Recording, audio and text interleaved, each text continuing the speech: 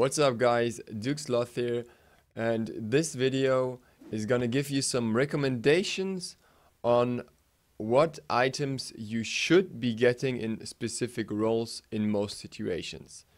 Many of these items will be expected to buy. Your teammates will potentially be mad at you if you don't buy them. So this is some kind of basic information. This is definitely more of a beginner's guide. So if you've been playing Conquest for a while, you know about this. These builds are specifically for Conquest. In other modes, there are other builds that probably work better. We'll start right away with the Guardians, starting with the starter items you should pick up when starting the game and leaving base for the first time. So first up, you have two options, one being Mark of the Vanguard, the other one being Watcher's Gift.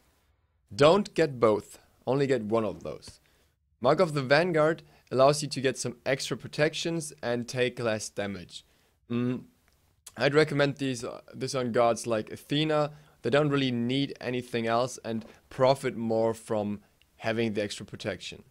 Then there's also Watcher's Gift. Watcher's Gift increases the range in which you can get experience and gold, if I'm not wrong. No, I'm sorry, just the gold.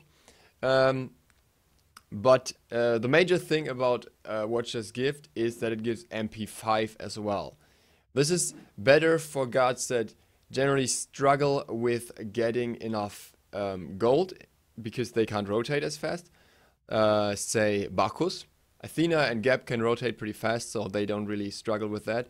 But on Bacchus or Sobek, this would probably be better, simply because Bacchus and Sobek can both get extra protections either through the passive or through the one, and guards that can heal up generally profit from this as well. Mana hungry guards, obviously.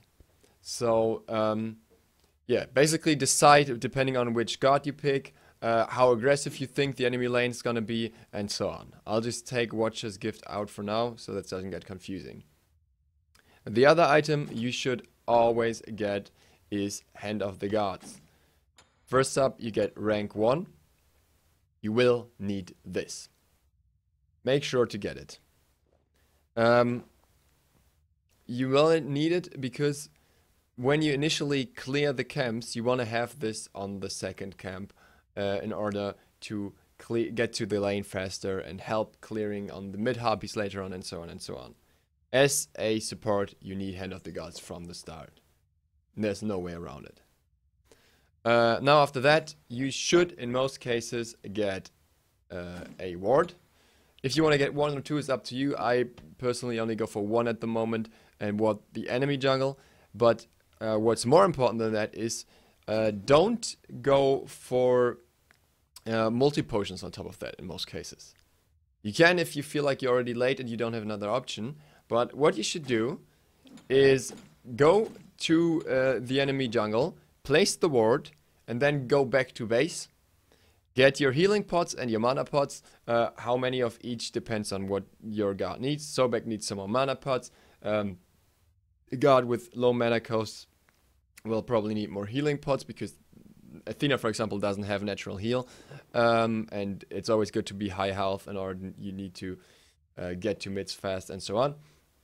Really depends on the character.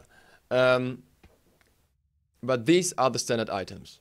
Don't buy boots right from the start, except for if you feel like you're gonna have the upper hand in your lane the whole time through. You should get boots when you go back. Now, what you get when you first go back depends on how the game's going, but in most cases you should try to opt into getting Shoes of Focus on Guardians. With this new patch, we might also see some more Traveler's Shoes, which gives you extra gold and experience for hitting an enemy.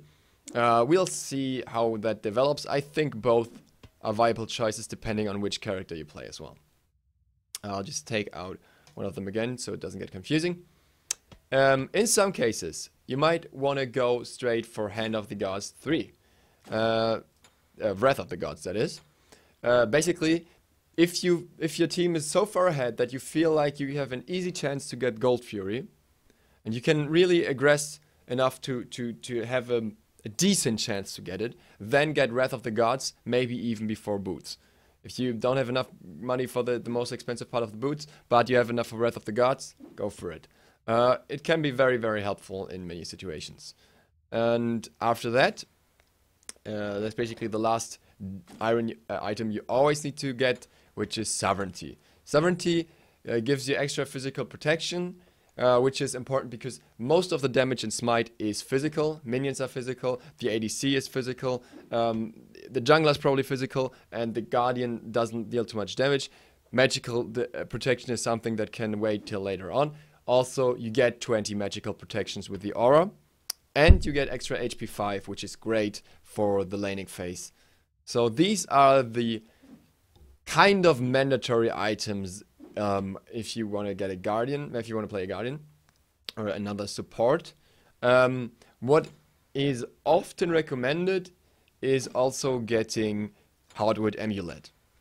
Hardwood Amulet is kind of like the opposite version of Sovereignty. It gives you some extra health, magical protection, gives you some extra physical protection as an aura and MP5. So it's still very good. It doesn't give you quite as much physical protection as Sovereignty, which is why you usually buy it a little later. And some, like if you have a heavy physical team, then you might want to go for some cooldown reduction instead, and just go for Breastplate of Valor first or something like that. But this is kind of the situational stuff, whereas Hardwood still has a safe place in some characters' kits, but others don't need it that much and can go for say, Stone of Gaia as well, things like that. So there are quite a few options here. So basically everything that is in defensive is kind of situational, while Hardwood still has its place. Alright, that's it for the Guardians. Let's head over to the Assassins or Junglers.